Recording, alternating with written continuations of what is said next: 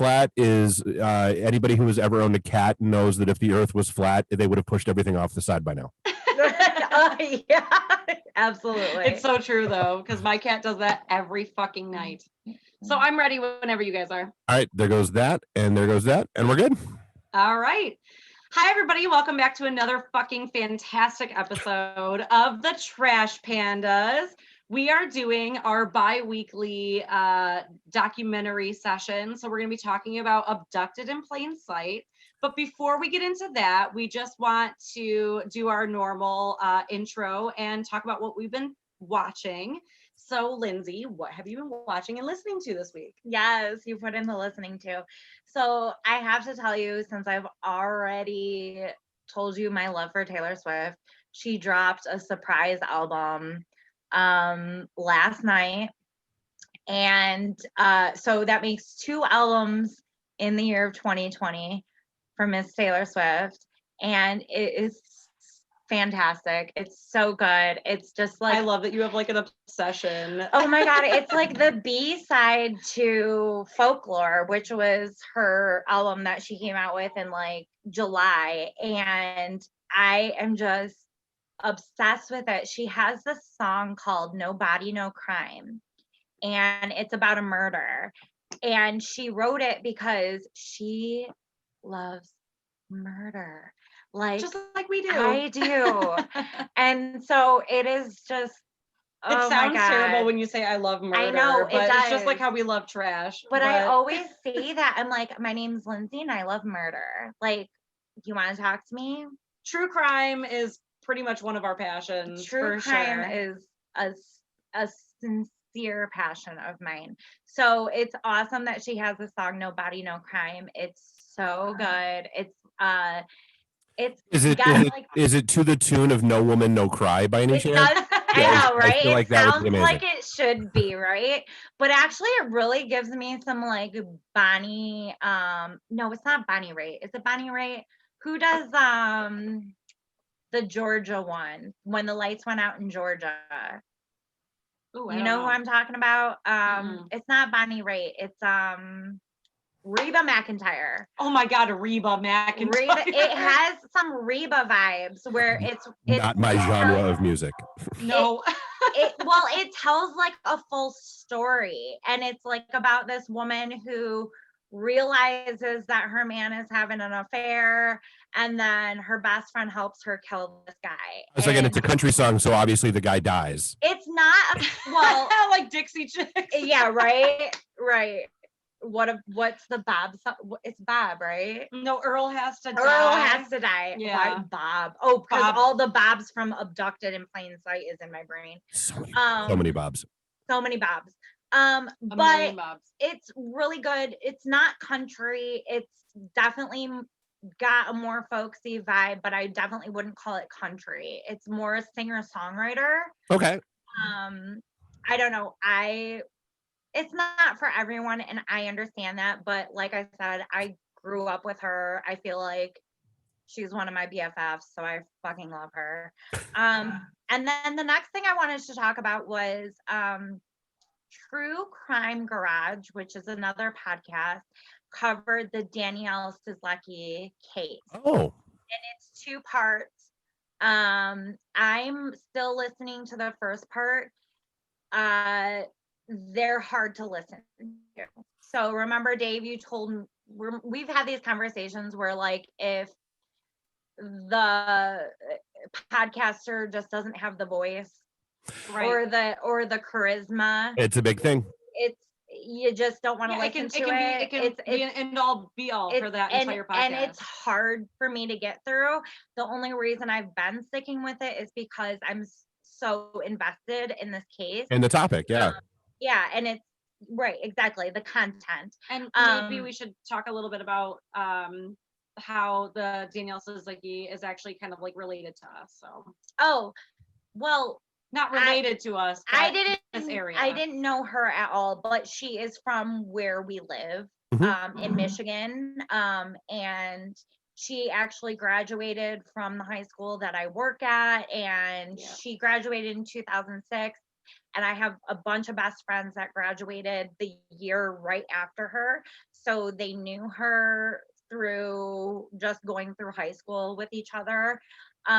So, and Lauren knows her. Yeah, well, not like knows her, but yeah, like I have met her a few times and stuff. And you know, anytime that you hear about anybody that you know, like on like any kind of personal level, something as horrific as what happened to her, and that's always something that's going to be like stuck with you, and, Yeah. and you want to know more. Yeah. And the whole thing about it is that she is still missing. So we want to kind of draw a little bit of attention to that and let people know that that's still an ongoing case. And you know, if anybody has information, then definitely and come when forward. we elected our attorney general along with Gretchen Whitmer, Dana Nessel, she basically decided they were going to proceed forward with this case against Floyd. Can't think of his last name. Who gives a shit? But he had gotten basically he was found because he attacked a woman in Hines Drive Park. In a park, yep. And tried to assault her. And so he was arrested and in jail for that. But they knew that he had ties to Danny because he worked as a security guard in the building where she worked, and he kind of had like this really odd fascination with her, and it talks about that in that podcast True Crime Garage, about how she had like told her mom like she got kind of like freaked out by him and just thought like there was like something a little bit off. But she has a super big caring heart. And so they think maybe what had happened is he told her he ran into some type of trouble and she was willing to help. And that's what then led to the disappearance. But the thing with the True Crime Garage thing is that the guy who's recapping it is so robotic. And he has like this monotonous tone, and it's almost too scripted, where it's like I really enjoy the yes, and it's almost however, like happen to not be one of them. Right. And it's hard too to listen because we're from Michigan. So it's hard to listen to because they're talking about these places and these things and they're saying it like so robotically. And I'm like, if a person from Michigan was covering this, I just feel like they would have so much more sensitivity to like the area and what was going on. Well, it's like listening to your navigation system say like Gradient Avenue instead of Gratiot. Right. Yeah. Right. Exactly. Chiawassee. Yeah. Chiawassee. I really love when my navigation says Schooner. No, that's Shaner. Midla Belt. Midla Belt. Yep. So I will say that they did give major props to the Farmington Hills Police, because I guess as soon as her parents called the police, the Farmington Hills Police took this case extremely seriously. And they did say, like, you know, this is different from a lot of the cases we cover where police are like very slow to even call it a missing persons. They're very slow to even get any kind of investigation. They did give props to the Farmington Hills Police, where they were like, immediately they were treating this like an investigation. So that's kind of, I mean, that was kind of cool for our local police.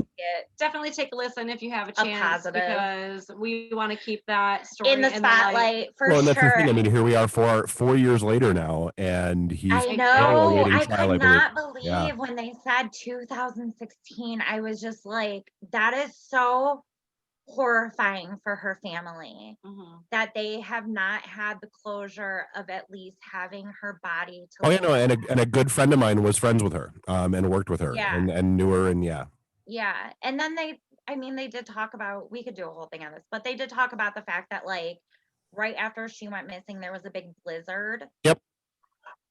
So that immediately put a hamper on everything. And one of her best friends recently talked in an interview, and she was just saying, like, every time I'm driving down a stretch of road, I think, is she in one of these ditches? Like, have we looked here? Yeah. Is she in one of these ditches? And I just can't imagine the weight of that thinking Mm-hmm.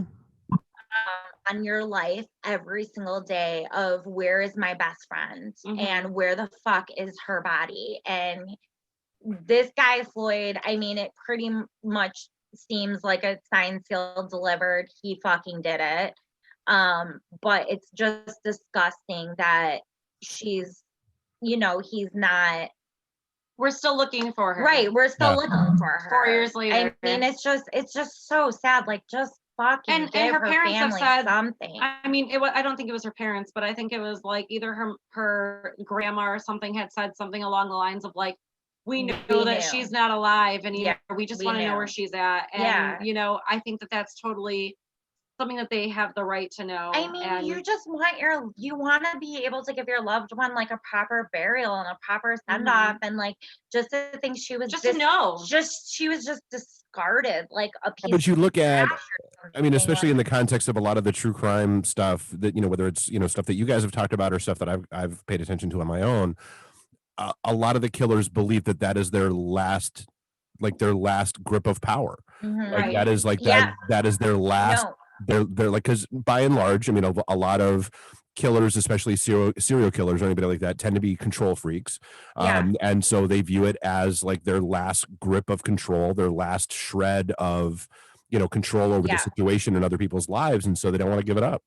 And I just kept thinking too, like, if Michigan had an active death penalty, that would be maybe the one thing that he would give up in order to avoid to get that taken off the table. Yeah, like that. I feel like he's playing that as like the card in his back pocket that he has to be like, okay, well, I'll cut a plea deal. Like if the family wants to know where she is, then just give me this amount of time or this amount of something. I mean, it's totally disturbing and sick, and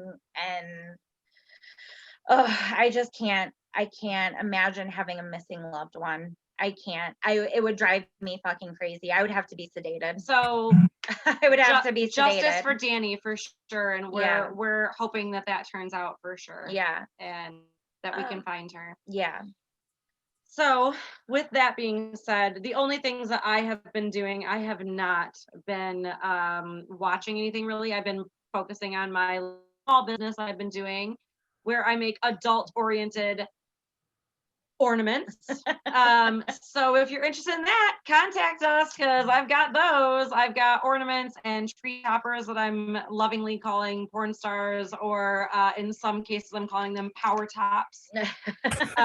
So if you're interested in that, you let us know. I'm telling you, I love the raffle ticket decorated mini tree. I'm working on that. I'm definitely I think that's got potential. I think that it would be really cool to do like a raffle off, and you get like a small tree with, you know, like a few of the, I think that'd be phenomenal. A power top. I think that'd be great. Yeah, perfect. I was thinking about making tree skirts and having power bottoms. Yes, but we'll have to see how that works out. So we'll see. Maybe for next year. Maybe for next I year. was like, because I mean, then you got to worry about like stitching or ironing crap on. Exactly. So we're working towards it. Just, you know, if you guys are interested in anything adult oriented, then contact Lauren. It's there for you. With that, well, you know, just go ahead. Whoever's sitting around watching two pretty blondes on a Friday night probably would be interested in something adult oriented. So that's... They might be. Join my OnlyFans. So with that, we can go ahead and get right into the topic. Speaking of creepy fuckers. Let's do a little slight trigger warning. You know, this has something to do with strong sexuality, especially with minors and sexual assault. So if you're not okay with that, log off now. If you are and you want to hear more about this crazy fucking story, then stay tuned because it gets worse and worse as we go. Buckle. Dude, this like honestly, like this reminded me of, have you ever seen the movie Very Bad Things?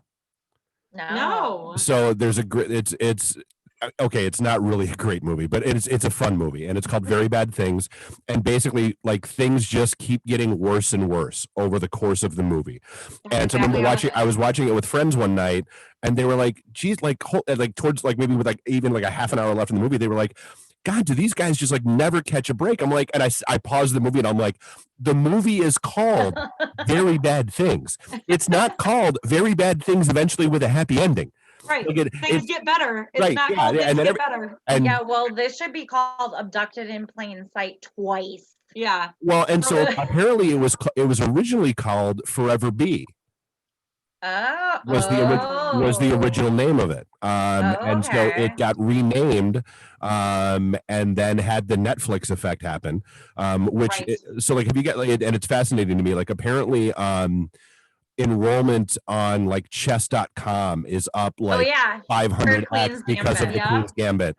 So like, you know, the Netflix effect is a very real thing. I mean, like even simple, like, dude, like Cobra, I hate that Netflix turned me into a hipster because when everybody was like, oh my God, dude, have you seen Cobra Kai on Netflix? It's friggin' amazing. And I'm like, yeah, I saw it 2 years ago on YouTube. Yeah, I watched it. With my PBR tall boy.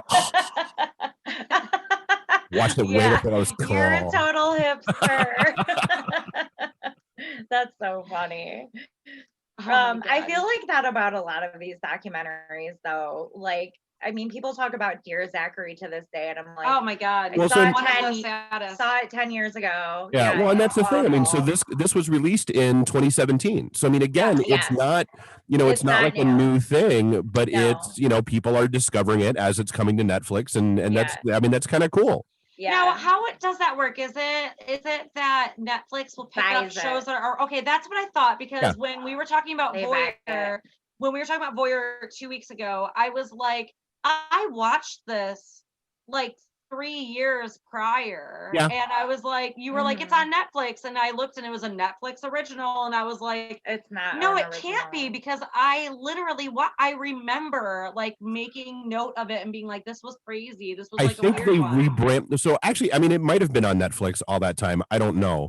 But I watched it on like Prime. Oh well, okay. So I mean, but I think it's one of those things where when they buy the rights to it, they rebrand it, because like Lucifer, even the first seasons of Lucifer are now carry a Netflix original title to them. Okay, and even though they aired on Fox. Because I was like, am I just crazy? Do I just not remember things properly? Or Netflix might have rebranded it and added some. And they could have added something. Exactly. Yeah. I mean, even if it's just like a disclaimer at the end or something. I mean, who knows? I don't know. They only have to do so much if they own the rights to it. They don't have to change anything. But if they want to, then they can. Or if they want to update, like when we were watching the Epstein thing, it was like when we first watched it, they made the tweak at the end. They added on to it, and it's like, that's why sometimes I'll watch a documentary and I'll go back to it a couple years later. And speaking of, just real quick on the Epstein tip, did you see the bullshit that Ghislaine Maxwell's attorneys are trying to pull? No.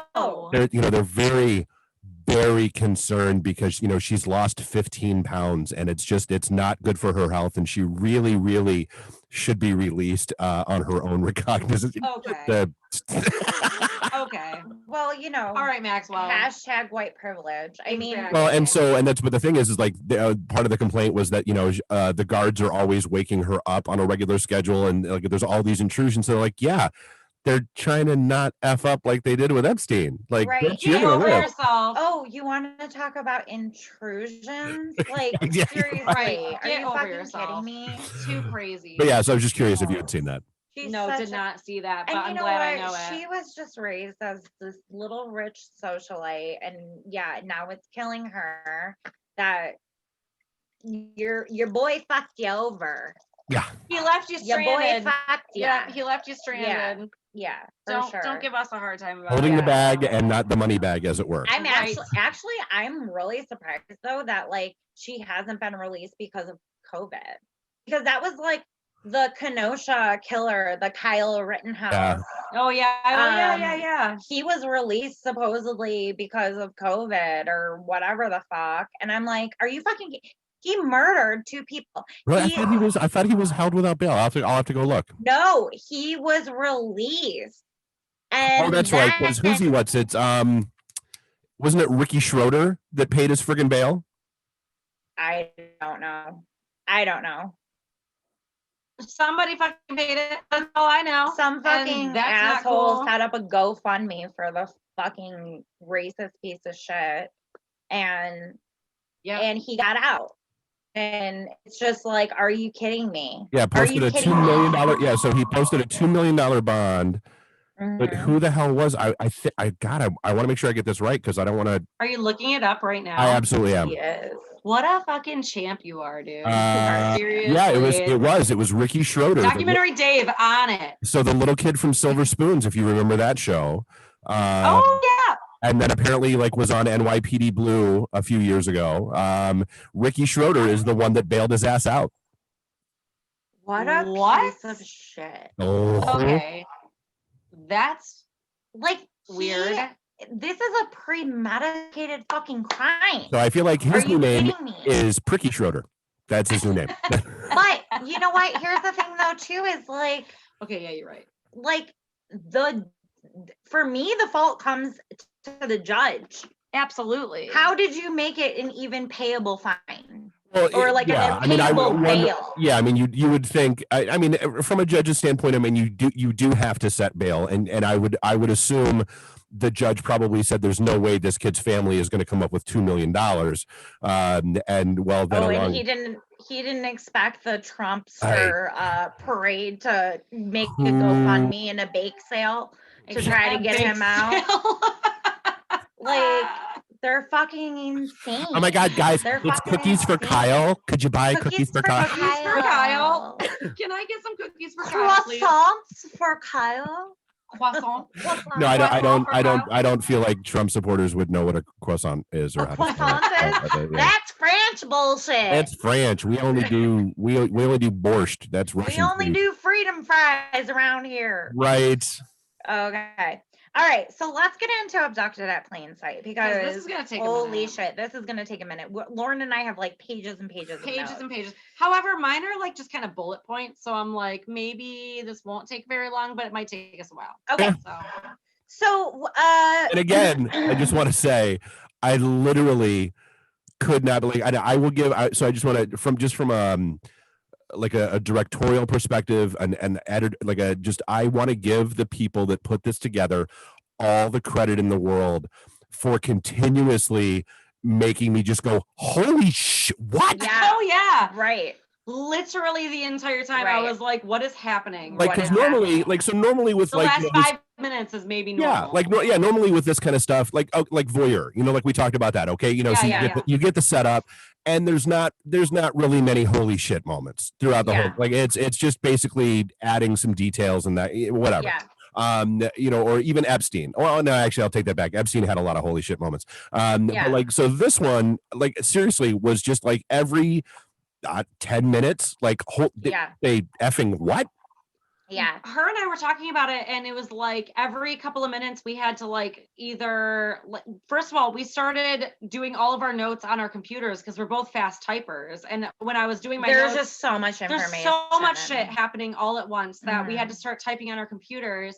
And we were still pausing it like every 10 minutes or so to be like, hold on, let me catch up really quick. Because there's so much shit that unravels. Yeah, there's so much shit. It's intense. Like, and one of the smart things I did down here is I put a TV right there so I could actually. That's perfect. I could actually pull it up and watch it as we're talking about it if I need. Yes, I love it. I was actually thinking about like isolating some of the audio and like playing it. How could we get it in here? It was just so much. It's so creepy. It was so much stuff, and I was like, you have to hear it the way that she's saying it, like because you can hear the childlikeness of her voice. Oh my God! And I wanted to like isolate some sounds and then play them, and I was like, it's just too much to do in one day. But and I will say this, like the other thing that I thought was that they did a really good job of is obviously there are some old photos used. There is some old like home video used and that kind of stuff. Yeah, absolutely. But they obviously recreated a lot of stuff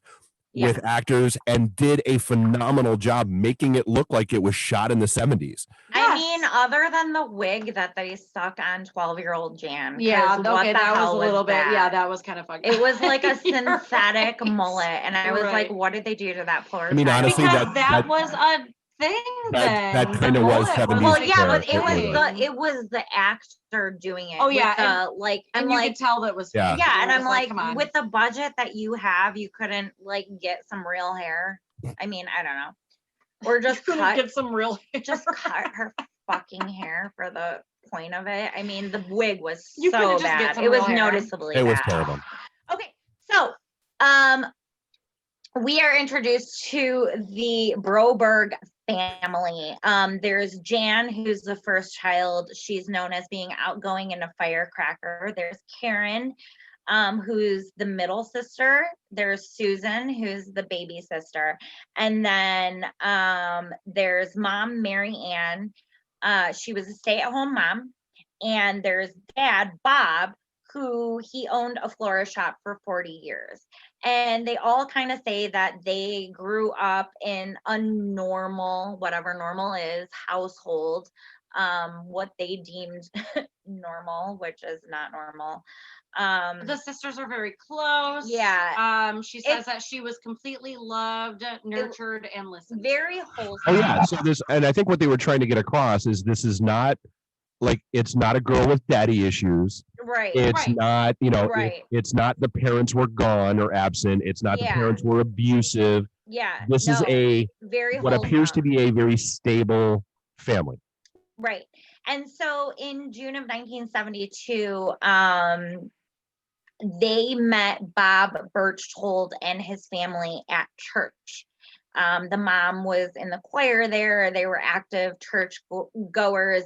What we later find out is were Mormons. They were Latter-day Saints. They were LDS. The weird Mormons. Yeah. The weird ones. Yeah. So the weird ones. They describe Bob as effervescent, and he was wonderful and charming, and they immediately loved him and the family. And he really hit it off with Bob. I call them just by their last names because there's two Bobs. So I call Bob Berchtold just Berchtold, and I call Bob Broberg just Broberg. Okay, so I was calling Bob Broberg Bob, and then Berchtold. Okay. We should get on that. Yeah, should get on the same page, only because they call him B. So we'll call Berchtold is just B. B. And then Bob is the father of Jan. Yes. Gotcha. Okay, so Mary Ann became close with the wife, who her name was Gail, and they said everyone just basically had best friends within the family. Like, because they had kids. Both families had kids. Yeah. 5 kids in one family, 3 in the other. Yeah. And so again, you're looking at this, hey, whatever you culty church people do, but okay, couples, with kids tend to hang out with couples with kids, whatever. Not abnormal. Especially if you have kids within the same age range, right? Because then it's like they can entertain each other. Yeah. We can be adults and hang out with each other, and that's all good and fine and dandy. So, B used to take all the kids to school every morning, and they would start off mornings with "Today's a great day." So and that's okay. So again, I granted I wasn't that old in the 70s, but to me it was a little weird, but I mean. Like if you watch the South Park episode about Mormons, they are like very, very, and it's, stereotypes exist for a reason. They are very cliquey. They are very overly friendly. They are very overly welcoming. Yeah. They had said that he would come over every night to talk to the parents. Like it was like every night the parents were together. Well, yeah, because dad owned the dad owned a business and he owned a business, and so they would talk business. They said that he was the fun dad, that he wanted to be around kids a lot. He was willing to sit down and do a puzzle. Yeah, he did. You know, Well, they described him as being even after fun. they said that they met him at church a week later, B had sent a like fruit basket to their home, and Bob was like, "Oh my God, this is so nice! What a nice dude! Like, this is great." And I was just like, I wrote next to it like grooming. Yeah. Like he's immediately starting to groom The family. Immediately It's starting not to even groom the just family. grooming the one person. It's like Oh yeah, love, it's the whole family. The entire love Just bombing like- en masse. Just Right. like if you watched the Michael Jackson documentary, Leaving Neverland. Leaving Neverland, Mhm. he groomed the entire family just to get at the children. So the kids loved B. They said he was like the fun dad. And everyone noticed immediately he gravitated towards Jan. Who he lovingly called Dolly. Yeah. Yeah. So if I say Dolly, that's who I'm talking about. But most of the time I will say Jan, but sometimes I have it written down and I might just read it. But Dolly is Jan, and she remembers this very lovingly, like it's like a pet name that he had for her. So, and then this is where the creators put in these creepy ass recordings that they have of Birch told. And he's recording himself talking about Jan. And he says, he's recalling a time where he said to Jan, "I said, my darling, you brought a special light into my life. We kissed. No man could love any woman more." And if I recall correctly, she was child. 12 at this time. So when he kidnapped her, she was I want to say she was 12 at the time the story started. yeah. Yeah, Well, when she kidnapped her, she was 12. Wait, hold on. So this was 1972 that they met. So she was in 1974 he kidnapped her when she was 12. So she was 10. So she was 10 at that point. Yeah. And actually, I think that in the beginning she was 9 and then turned 10. I do kind of recall them saying that she was 9 years old because I was like, oh, what a weird, like time to be as a girl growing up, because you're kind of like in between that being a child and then also going into puberty. It's prepubescent. And it's right there. And just throwing it out there for some people that don't know, because apparently I know a lot of people that need to like revisit sex ed. Some girls go into puberty between 9 and 11. Some girls it's closer to like 12 to 14 or even later. But I would say that most girls are like in between that like 9 to 11 or 12 years old. So she could have been pretty prepubescent. I'm actually surprised that they didn't talk about like when she did start her period. I was actually just because that's important to the story in my opinion. Yeah, and we'll get into that for sure. I don't know that I would agree that she would have been at that stage, just because of, and I don't want to jump too far ahead. Sure. But because of what the brother says later on. Okay. About little girls. Yeah. Yeah. So I will agree with you on that. She could have but been I mean, late bloomer. even if you start your period at 10, it's not like you wake up the next day and all of a sudden you look like a woman. No, like it takes years for that. Yeah. So I mean, my friend Heidi, would like the summer after 6th grade, like she came back sporting D cups that were not there before. You know what though? So I mean, it happened. Steve, we know people like that. Bra. No, I assure you they were real. But I did do the Wonder Bra. I did. I can assure you. What the fuck? I can say that, I'm not trying to give too much about myself or get too personal or anything like that, but at 11 years old, I was definitely having periods.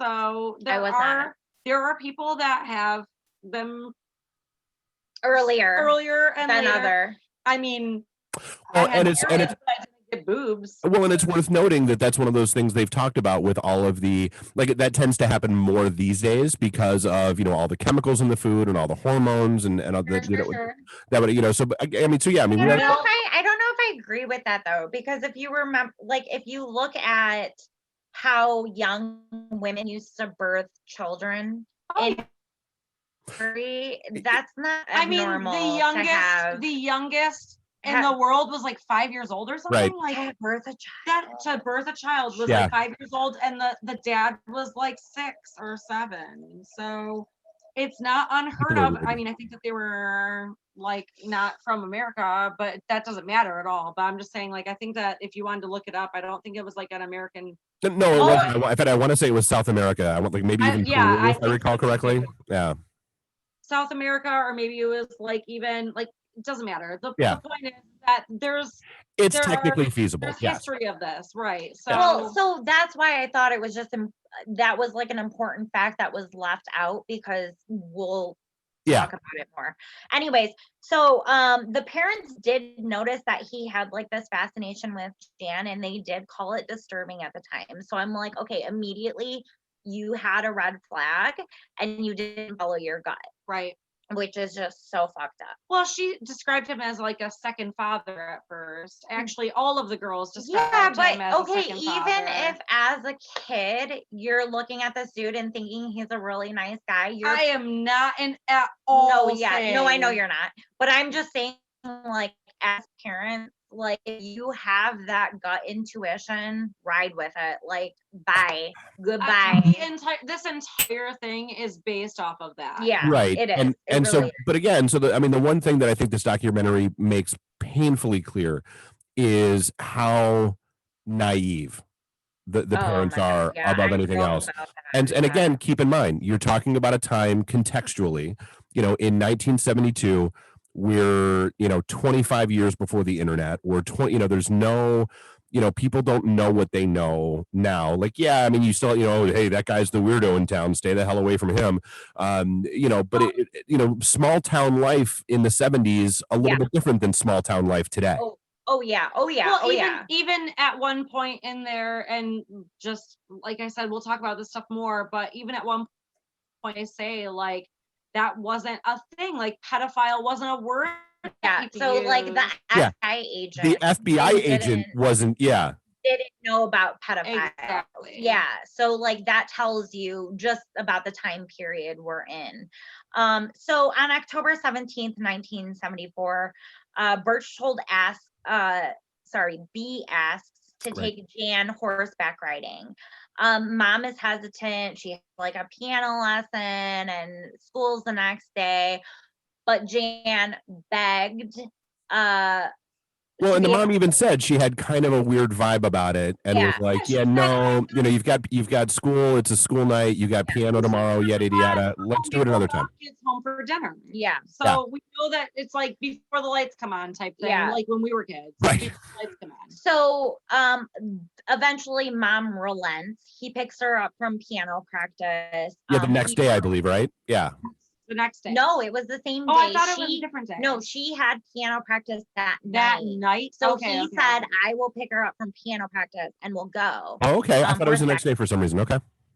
And so he brought her. I did too, but I feel like I just got her allergy pills.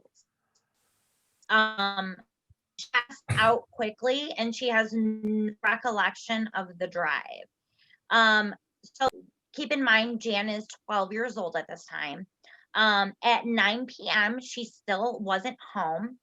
And Gail, B's wife, went over to the Broberg's house and was basically like, he's not home. I don't know where they are. Please don't call the police. Yeah, she says don't call the police because they'll be home. Yeah. And she knows that he's not doing anything that he shouldn't be doing. Right. They were gone for 2 fucking days. So, and entire days. I will say this: this is one of the things where I think this documentary is a huge miss. They do not spend very much time at all talking about the wife of this guy. Oh, yeah. And whatever dynamic was. One of my notes is where the fuck is anyone, the 5 kids or the wife, right, during this entire documentary? Well, because also though, if you think about it, like, but if you think that they're guilty, then you would be like, Yeah. Well, Well, but the I don't wife- know that I would necessarily expect them to take part in the film. I just mean they don't spend any time at all talking about how she clearly was an enabler for him and how she clearly, Well, yeah, absolutely. yeah, But even as his kids, though, like if I was hearing about this years later, because we're talking about a documentary that was made 30 plus years after the fact, right. that they would be like, oh yeah, I remember this, and this was fucked yeah, up. but you're probably or- hesitant to talk about it because you're No, embarrassed. and I totally agree with that. I'm just saying that there in no part of this is Right. there anybody in his family, the 5 kids or his wife. Yeah. We don't hear from Well, them at and all. also there's very little about his past. I mean, we hear a little bit about it, but not a lot. I mean, Yeah. I would love to know more about how this guy was raised. His brother is a fucking weirdo too. Well, and His- mostly, and that's the thing, mostly you only hear about it Through the from brother. him. Well, no, Yeah. I mean, the brother, so the brother has his take. yeah. You only hear the story about the aunt. You only hear the story about, basically being abandoned and living in the shed and all that kind of. You only hear that from him. Your family, and then maybe snippets from him, Yeah. and then mostly his brother. But then you're above him, like, this though. guy's a fucking pedophile. How much can I believe from what he's Right, even exactly. fucking And that's my point is, yeah. Right. Exactly. So, the family calls the FBI. The office was closed. So they just wait until Monday because they were like, if it's an emergency, you can call these people, This other office that's open, yeah. another office that's open. But the mom was like, well, we don't want to raise a flag. She Like, said we that don't she want to didn't bother follow, anyone. Yeah, exactly. She didn't like- follow through because she didn't want people to freak out about something that she didn't think was this big deal. Well, because again, They trusted 1970, so 70s, no cell phones, Right. no whatever, so they could have, the car could have broken down somewhere and they were stuck. Yeah, but then aren't you out there looking for that? Not for 2 days, yeah. Even fucking for no. for 5 days though, because So October 22nd, 1974, they finally reached the FBI, and this is where we're introduced to the FBI agent that was handling the case, Pete Welsh. It had been 5 days at this point. And the FBI agent is basically interviewing the family, and the family is hesitant to say that. The words you're looking for are in denial. right. Yeah, so the FBI agent is like, he kidnapped her. And they like don't want to say that. Like they don't want to say that she had been kidnapped. They were reluctant to believe it. Oh yeah, because they're like, no, great guy, friend of the family. Wouldn't nobody would ever do. No, it never happened. And the FBI agent was like, no, he kidnapped your daughter. She's gone. Yeah. So Gil ends up saying that they have a motorhome together, and so the police go to follow up on where this motorhome is, and they realize that it's now gone. Gone. A couple days later, they find an abandoned vehicle, and the window is broken out. There's blood in the driver's seat. It looks as though someone had tried to get out. That it was it was broken from the inside out. Yeah. From the inside out. There was blood on the driver's seat still, and that he had left blood to confuse them, to basically make them feel like, oh, maybe somebody had come for them. B and Jan had both been kidnapped, basically. Oh yeah, so that was the FBI agent was like, oh yeah, he's like, my first thought was, no, they didn't both get kidnapped. No. This is what this guy has staged it because by the way, there's another set of tire tracks and it was like, I mean, they knew, and only one set of footprints.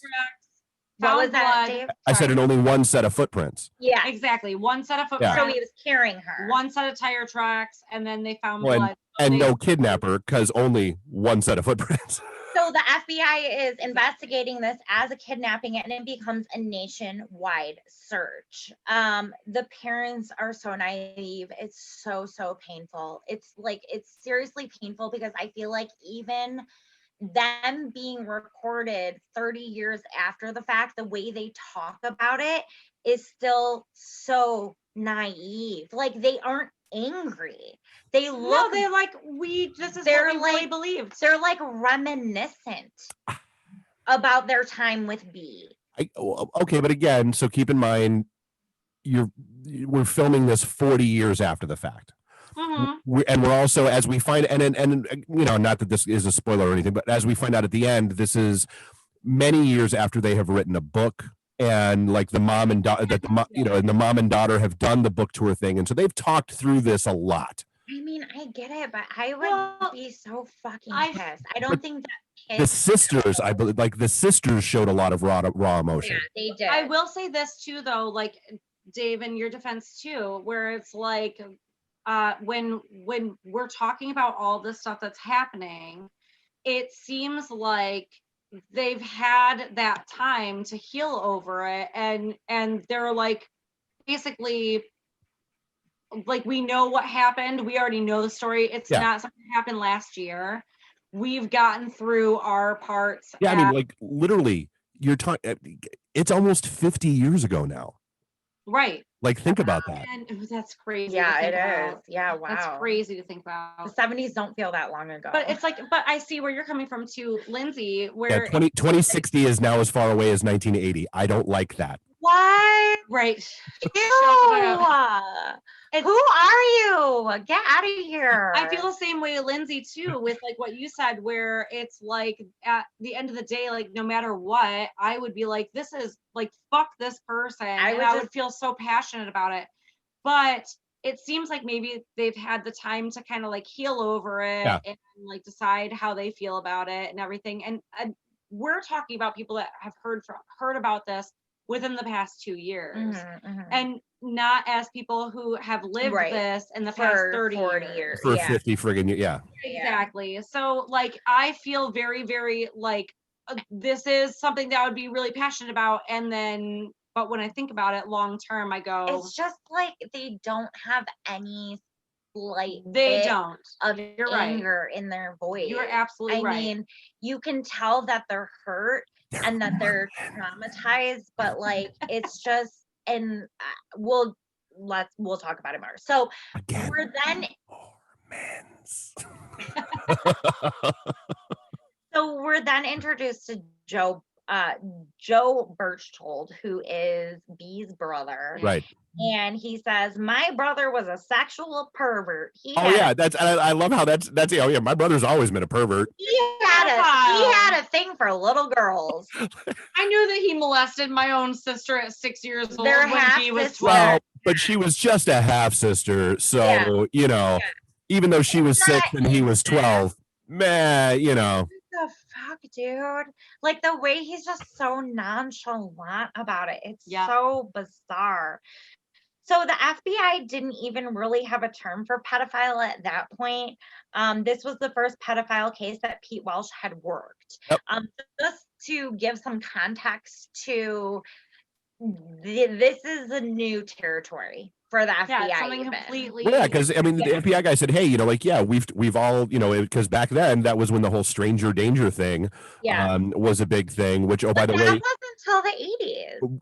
Oh no, that was around in the 70s. It absolutely was. Was it? Oh yeah, and so, that screwed so many people because, like, okay, cases like this, it's not a stranger. Are you sure that that was around in just because the only reason I'm questioning that is because I've listened to so many true crime, and like the 70s is when serial killers were running rampant. And I feel like it wasn't until after like Ted Bundy, which was like mid 70s to late 70s, early 80s, that we really understood that like a nice looking person doesn't always equate to be a good person. So stranger danger. I could be wrong. Dave's looking it up right now. I totally am. He needs to prove me wrong. No, not at all. Just for the sake of I'm just curious. So here you go. It started off with a British public service film in 1973. Okay, but that was Britain. So when did it come to America? I mean, we're behind the times by a lot. Used by the Children's Hospital of Pittsburgh in 1973 as well. So around this time is just becoming. It's just like when it's becoming a thing. Exactly. Yeah. So we also know that at this point, B is willing to do anything to separate Jan from her family or Jan from her sisters. I just also wanted to add that we found out that he tried to seduce 2 other little girls Right after, yeah. in the city before the parents had cut it off. Mhm. So he obviously has He has a history of doing sickness. this. Yes, he has a history of seducing children. Well, and so and again, this is where I because dude, this girl was failed so many times on so many different levels and over and over again. So like kind of like we talked about it with the Epstein doc. The first report in 1996, nobody pays attention to it until 2006. So like the parents of the girls that he had gone after before went to the church elders about him. Mm-hmm. The church elders were the ones that like basically told him to GTFO and stay away from those kids and that kind of stuff. So the church knew about this guy and what his proclivities and interests were. Lauren and I talked about the LDS love some little girls. They love some little girls. And they love hooking up some older men with some little girls. I mean, that is in the church of history. That's literally that something is literally something done. that has happened up until it's probably Warren, still whatever happening. the fuck Jeff Warren is like in prison right now for exactly that. The same thing is hooking up old men with little girls. So it's like, that doesn't shock me that the church was complicit. So, well, one thing I do want to bring up too is that before we like see her brother or his brother, they do say that she is gone for a couple of weeks, and then the community was basically saying that he would never hurt her. Oh yeah, that he would. They were rallying. He's a great guy. They were like literally like making it seem like this guy is a fucking pillar to the community. And that and that's right before we meet her brother or his brother, who is trying to like he's not advocating for him, but he kind of is, because he's just like, oh well, they loved each other and everything. So later on he says that but even at the beginning, I'm like, this guy seems so nonchalant. He's so like about I knew he liked little kids. I knew that he liked children. It's like he's a sexual pervert. Okay, guy. I guess you just like that's okay. Like I would say my brother's a hockey player. It's just like he just right. it out like it's just he's nothing. A pervert. It's nothing. So I was like kind of concerned about that, because when I saw that he was saying that that the community in general was saying that he would never hurt her and everything, it's for the family. They're sitting there going like, to me, as an outsider, I'm going like, what the fuck? Like, fucking say something, go or something. But if I was living in that kind of community, and I can't say what I would do, but I'm just saying that in that kind of community, I would like to think I would have taken different actions. But at the same time, like, these people are like so understanding and so. And again, early 70s, small town life. Kind of cultish church that's all about forgiveness and acceptance and friendly and Yeah, like everything's all right. And that it's not an unusual hookup with an older man and a young girl. It's not. Now I just have like, now I'm annoyed that like Tom Jones wasn't in the documentary going, it's not unusual. No, I'm sorry. So also, just to add on to the thing with his brother, we don't know if they were like estranged at that point, and I don't even know if he was living in that community. There's no evidence of that, because he actually has ties to Wyoming, so he could have been a state or two. Well, yes, I mean, actually, we know the brother wasn't there. Yeah. Because of like as we learn later with the car dealership and all that stuff. Yeah. So it doesn't seem like the brother was there in town. Right. No, so exactly. He probably wouldn't be able to alert anyone, and maybe he just thought, well, he got married and he had some kids, and those sexual deviancies went away. He got that out of his system. Yeah, right. So his brother basically says that he would have done anything to separate Jan from her family, and then we learn that at some point when they're like the children are living in the same room, that B says, don't you want your own rooms, and builds a wall, and the girls don't realize it at the time, but he's trying to separate Jan from the other girls, and she's the oldest, so it makes sense that she would have her own room. And that she says something else before that. Like she says like, oh, well, it gave him an excuse to be there. And nobody's, nothing said. In her bedroom. And then she goes, well, yeah, and for him to be alone with Jan too. Yeah. And I thought to myself, like, oh, it sounds like maybe the camera crew is like, don't you think maybe that was a tactic to get her alone? Yeah. And then she's like, oh, yeah, I guess so. It just seemed like when she said it, I was now like, that you mention it was the secondary thing that she said, where for me, I would have been like, it's to get her alone. And in fact, I thought to myself, oh, it's to get her alone. And then she goes, well, it's an excuse for him to be there. And I was like, yeah. Well, I think you're really missing like a key point there. Right. And then when she says, oh, to get her alone too, I was like, they prompted her to say that because she had. Because, we learned about those sneaky film crews from The Voyeur. We know. Yeah. We learned.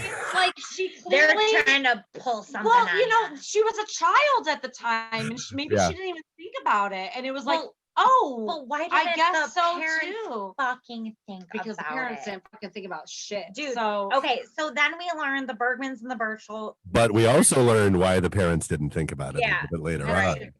So Bergmans and the Birchalls, they had sleepovers all the time. Birchall molested Jan at these sleepovers. She specifically remembers a time where she woke up with her panties on. Oh, the creepy trampoline story? Yeah. Yeah, the creepy trampoline story. So in June of 1973, Jan went with the family to Seattle for a vacation. Birchall drugged her on this trip. And she was like at dinner and she was like all wobbly and stuff. And he was like, I have to take her back up to her hotel room. She's not feeling good. Something is wrong with her. Brings her back to the hotel room alone. And she wakes up and he's naked. So which again brings me back to, why don't we know more about the wife? Right. Why don't we know more about the wife? I want to know more about the wife. Where the wife was like, that's a good idea. So in fall of 1972, 2 years before the kidnapping, we find out that Mary Ann basically started. It wasn't Mary Ann that started it, but Birchall started like flattering Mary Ann, and she was bringing him lunches, and she found him charismatic, and he was like doing things that her husband wasn't doing, and she was in her marriage for like 13 years at this point, and he was basically making her feel like wanted, and he was making her feel special. And we find out that she had feelings towards him, and they went on a drive, or she went on a drive with him, and they got cozy, but nothing else happened besides making out and him touching her breast. They didn't sleep with each other at that point, but that's him grooming. But she was also thinking about it every day, and was like, oh, I remember the touch. I remember the way that he was talking to me. I remember him telling me that I was so beautiful. Yeah. My body's so beautiful. Yeah, it was a lust situation. Exactly. It was a very like touch and go. Here you go. Yeah. So this is the most fucked up part of the document. Well, one of them. There's a lot, but this is a big fucked up one. So B and Bob Broberg go on a ride one day, and B is complaining about his wife and how much he doesn't like her and how he is sexually frustrated. Go ahead, Dave. Found a little piece of information. So the reason why she basically disappears from the documentary and why they are not featured in the documentary at all. So she apparently filed for divorce between, so after this kidnapping happens, but before what we'll get into with the second situation, we have filed for divorce, took the kids, and left. She may have changed her name, and the kids' names, and so like they did. Apparently, they did find them. Protecting the children. So apparently, they did find them when they were filming, and all of them said, "Look, we want nothing to do with this. No. Leave the pat. Yeah, we don't want to be touched. Yeah."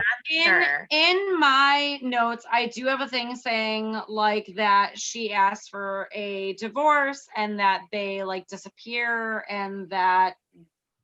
Oh no, I thought that was about Marianne.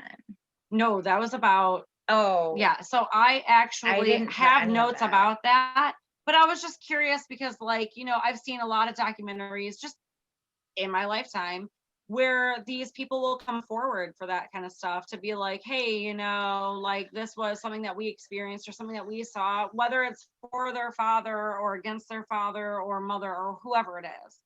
I've seen documentaries like that. So when they were so openly talking about the people's names or that they had 5 children and all that stuff, I was like, oh, for sure we're gonna see them. And when we didn't, I was like, oh, that's very weird. And they did touch down on that. And you're absolutely right. So if you're interested, there's a podcast called The Happy Face Killer, and it's a daughter who her dad was a serial killer. And so she talks about like long periods of time where her dad was away from the family and how he would like uproot the family and move them to somewhere else. So if you're just interested in like hearing the family's perspective on a serial killer, Happy Face Killer, it's really interesting. Okay. So back to this car ride that B and Bob Broberg go on. He's complaining about his wife and he's saying that he can't be relieved sexually. And Bob Broberg looks over and sees that B is aroused. No pun intended. I literally did not see this coming.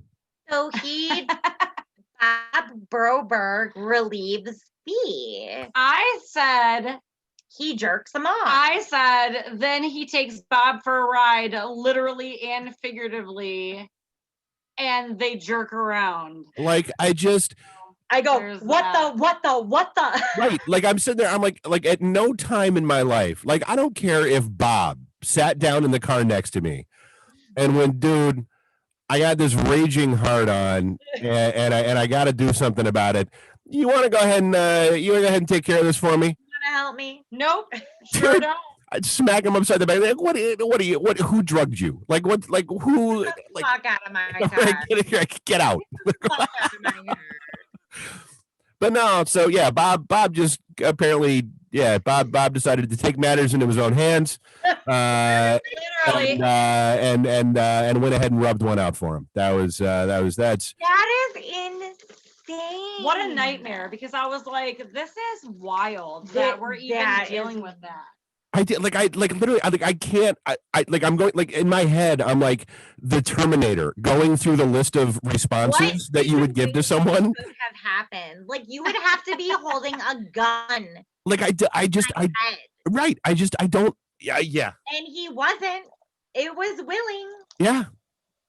I'm just helping it. That's what friends are for. I mean, the 70s were a wild That's what friends time. are for. Okay, yeah, they were, but come on. More sexually free, even if you're in the I was about to say the LSD. The LSD, a little mind altering. Never, it's not that far off. Yeah. So, Berchtold said he did this with Broberg to have access to Jan. And Pete Welsh, the FBI guy, said he played them perfectly like dominoes, knocked the parents right over. Oh yeah, so and that was the thing, is they get into basically, okay, so here is not only isolating Jan from her sisters, but making sure that now he has the power to isolate the husband and wife away from each other. Yep. So there goes that support structure. Yep. And being able to make sure that he has that in, so to speak. Yep. He's a monster.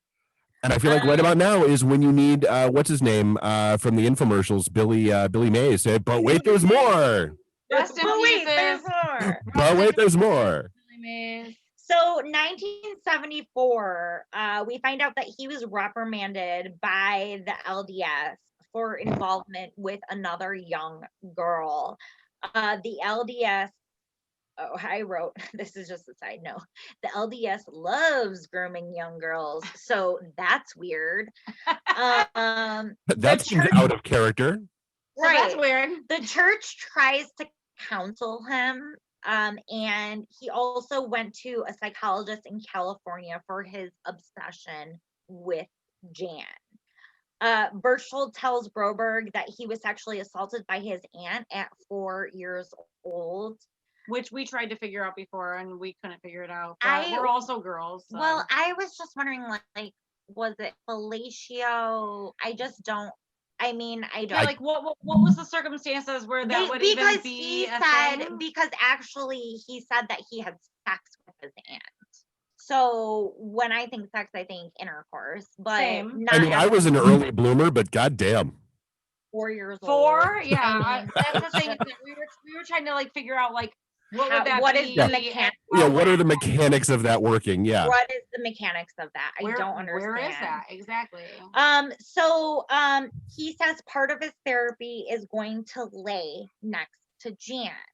So he needs to lay next to Jan and basically like control his compulsion. Oh yeah, so he talked to the parents and he says, "Look, here's the deal. Yeah.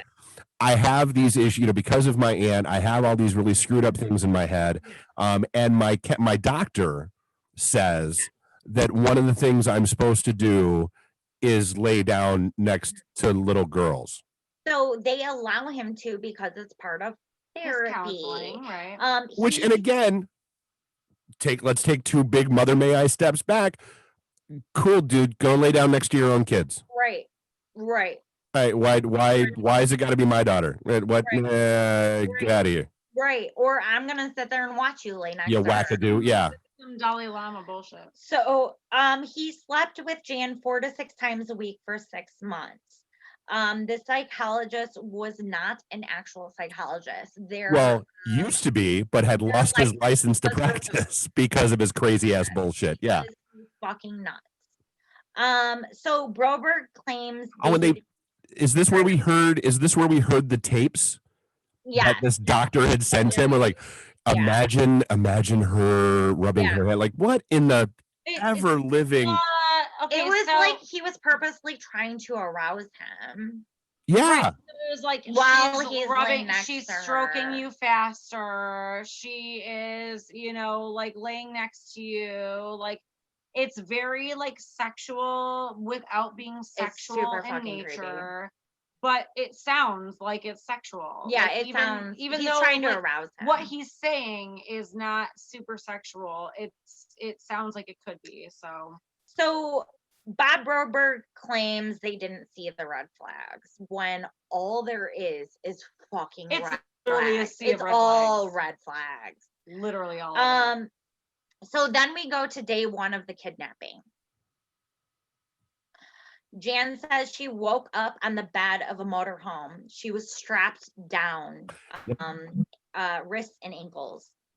A monotone voice kept talking through a recording, and it sounds like an alien. It was like one of those old intercom boxes. Yeah. Yep. And she thought she had been kidnapped by a UFO. She was in and out of sleep. I just, you know what? If he weren't such a sick, maniacal bastard, you almost have to admire the level of planning and scheming that he went through to pull this off. Like beyond. I mean, it's insane. Like if he could have just used his powers for good. Right, exactly. Like the lengths you have to go through to be a criminal. Criminals aren't lazy. I mean, you got a lot of not the good ones. Yeah, not the good ones. So, Zeta and Zethra are the aliens that told her that she was part alien. Her mom was her biological mom, but her dad was not her actual dad. So she was part alien. Her mom was actually her biological mom. And she equated this kind of to the story of Mary and Jesus and how Joseph was, and this makes more sense in the context of that she was a deeply spiritual kid that had been going to church her entire life. So that's why this didn't maybe seem so odd to her, I guess. I don't know. Well, and again, so it's again 70s, no internet, way before the X-Files, way before any of the, you know, there's no we're still years away from Star Wars at this point. Right. Yeah, that's true. And you're right. And she believes like hook, line, and sinker that this is what's happening. She's to 13. Her. Well, she was actually 12. She was 12. And it's like she's sitting there going like, I'm about to go through puberty. This stuff is happening to me, and like I feel like this is real life, and like I can't give her a fault for any of that. So is this when like they lay like the aliens lay out the plan? Yeah. So they correctly. Yeah. The mission was that she had the mission. Sorry. Yeah, the mission. Yeah. She had to have a child by the time she was 16 to save the alien planet because it's a dying planet. The backup plan, if she doesn't have a child by the time she's 16, was that they take her younger sister, Susan. Yeah. And B was the person the aliens told her she needed. She wakes up, she's untethered from her restraints, and she sees him in this motorhome. Yeah, correct me if I'm wrong. I didn't think the aliens I don't think the aliens, like it's not him. I like they never specifically said it was him. They just said that they had picked the other subject, the male companion, and then he walked in. Yeah. So so after she has her ankle and wrist things off, she wakes up in this motorhome and she goes out into, he's all cut and bloody and she's crying and she's shaking him like, B, wake up. And she's just so glad to see him because that's a person she trusts. Right. Oh, and so that was something that was left out from the creepy trampoline story. So the creepy trampoline story, he's laying next to her and her panties are around her ankles. And he says, oh, well, you were squirming a lot and you must have been uncomfortable and taking them off. And she's like, no.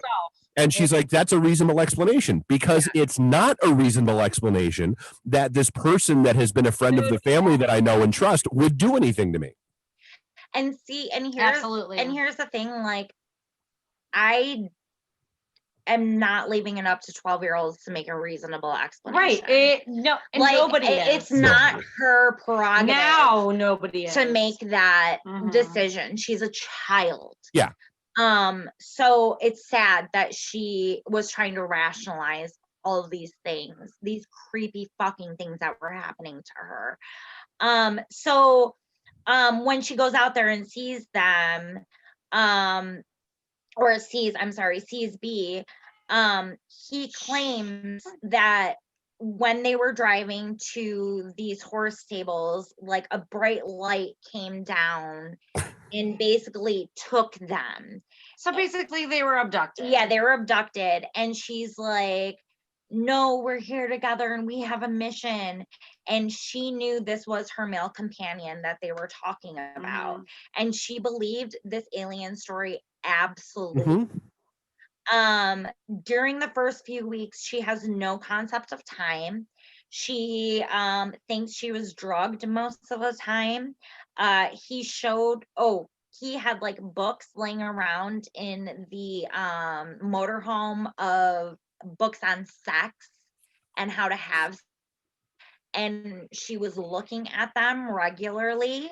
And the aliens told her eventually that it was time to have sex. She said it wasn't a violent rape, from what she perceived of a violent rape, and that he was actually really concerned about how she felt.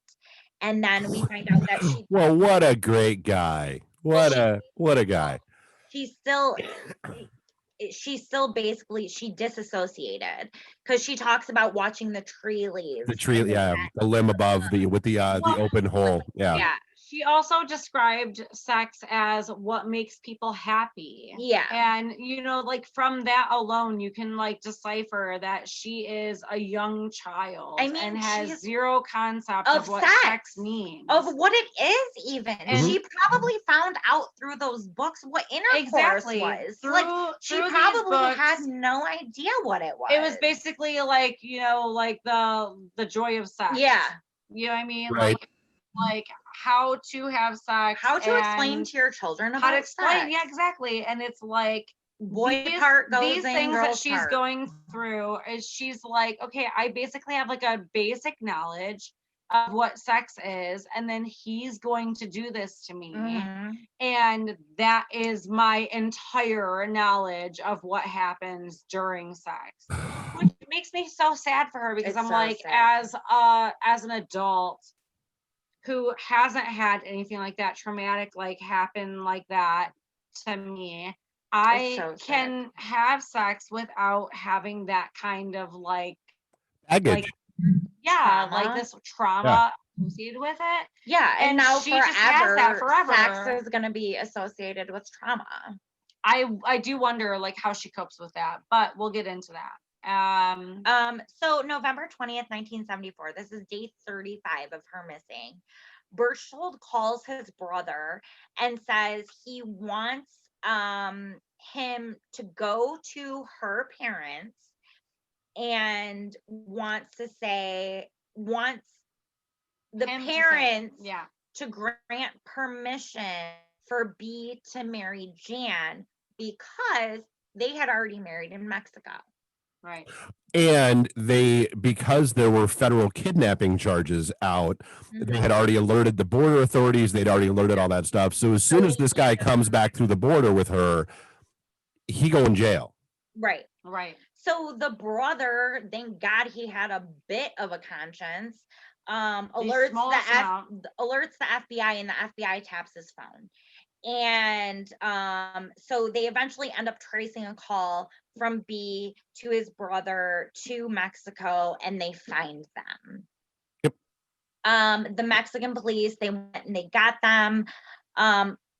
What's so fucked up is once they're in the custody of the Mexican police, B gives one of the policemen his gold ring on his finger and says, "Bring Jan to me." Yep. And he does. And while she's there in Mexico, he says, basically, this is a story you need to tell. You don't talk about the mission. You don't talk about the aliens. You don't talk about the pills. Because he says, I was visited by the aliens. Yeah. And this is what they told me. And if you don't do this, they're killing everybody. Yeah. If you don't, then that they're going to take Susan. Your sister's parents will be killed. Carol will go blind. And that her father will die. And she would be vaporized, including her soul, which was a big deal because she was raised in the church, and she thought like then there would be nothing after death if her soul was vaporized. So she finally returns to her family. But Jan is very concerned about B, and she was mad that they called the FBI, and she is insistent upon the fact that nothing happened.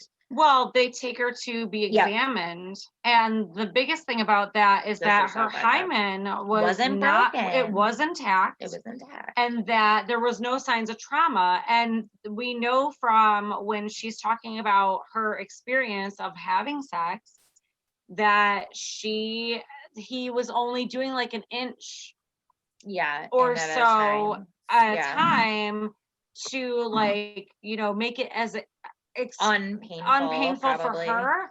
But at the same time, it was like he knew that if at this time she was found to be not a virgin, that he could be in trouble.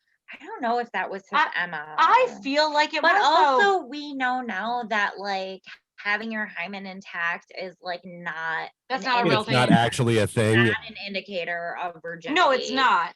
But I'm just saying that, like, with him only doing an inch or so at a time, Yeah. it seems like he was trying to, at least, if nothing else, Yeah. make it somewhat enjoyable for her. Well, yeah, I mean, she said he was. But for concerned how about it. long it took, you would Yes. think that at that point he would have been going fully inserted. And the thing is that that's not the case. He wasn't, and I feel like that was probably because he knew that had he done that would have been in the American law, considering that they were only under Mexican law, which was 12 years old. They Yeah. could be married. Mhm. So Jan was sticking up for B, saying she had not been kidnapped. She basically resumed life as normal, but was so concerned about B and completing the mission. She was separating herself from the family. Pete Welsh told the family to stay away from Berchtold, and they didn't Multiple listen. times. That was in your butt. They did not. Like he dropped a hammer between every single one of those words. And it was so stupid because I was like, what more do you need? Yeah, what more do you need to What the fucking not more do you expose your need? daughter or daughters Right. to this man that Right. you know is like doing all this shit? Because apparently he has a backup plan. Yes. So Gail, Berchtold's wife, goes over to the Brobergs on Christmas Eve and asks them to drop all charges. And they basically, well, they did. They didn't basically. They blackmailed the Broberg family, saying, "You sign these affidavits, or we will expose what happened between the Bobs." Or according to the SNL skit, the after Davids, because David signed it, and then I signed it after David. They signed it after David. Well, even they were like saying that they would expose everything what happened between B and Marianne as well. Yeah. See, I don't think we've learned that at this point. I think at this point it is just we know about the stuff that went on with the two guys. Yeah. We don't know. Yeah, we haven't learned part 2 Electric Boogaloo yet. Yeah. So the letter said he had consent. So the letter that Jan's parents signed said The affidavit, yeah. that he had consent to take Jan and that no one would serve well for continuing these. And it was interesting the way they worded it. Like, so the way it was worded in the affidavit, or the way they worded it in the affidavit was that they could see how he would have believed that he had the permission of the father to take her. One of the things that it said, my daughter was not taken by force or against her will, nor do I believe that he was doing anything to purposely hurt her or take her against her will. I mean, basically all the after David had to say was that the parents consented. Right. The parents were okay with it. That was it. And they covered their own asses and not their daughters. Yeah. Well, but that's the thing is they were trying to make sure that nothing came out. Homosexual or with Marianne, because in my notes it says Marianne. I didn't have Marianne either. Marianne's not till later because I believe you guys have sex. I believe you guys, but all I'm saying is that that's what my notes said. I got you. Like, okay, so whether it's Bob or Marianne doesn't matter. The point is that they were saying that we don't want anyone to know that this was a thing.